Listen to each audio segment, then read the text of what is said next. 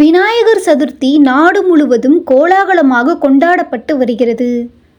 இந்த அற்புத நாளில் ஏன் விநாயகர் சதுர்த்தியை கொண்டாடுகிறோம் என்ற வரலாற்று கதையை காண்போம்.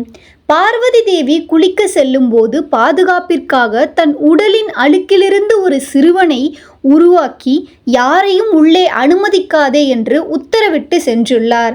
அந்த நேரத்தில் அங்கு வந்த சிவபெருமானை அனுமதிக்காமல் அந்த சிறுவன் தடுத்திருக்கிறான். கோபமடைந்த சிவபெருமான் அவனின் தலையை வெட்டியிருக்கிறார். இதனால் பார்வதி தேவி பெரும் துயரம் கொண்டார். பார்வதி தேவியின் துயரத்தை பார்த்து யானையின் தலையை பொருத்தி உயிர் கொடுத்தார் சிவபெருமான். அந்த சிறுவன்தான் விநாயகர். அந்த நாளிலிருந்தே விநாயகர் அனைத்து தடைகளையும் நீக்கும் முதல் கடவுளாக வணங்கப்படுகிறார்.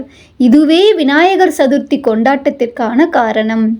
இது போன்ற ஆன்மீக ரீதியான தகவல்களை அறிந்து கொள்ள பக்திஃபை சேனலுடன் இணைந்திருங்கள்.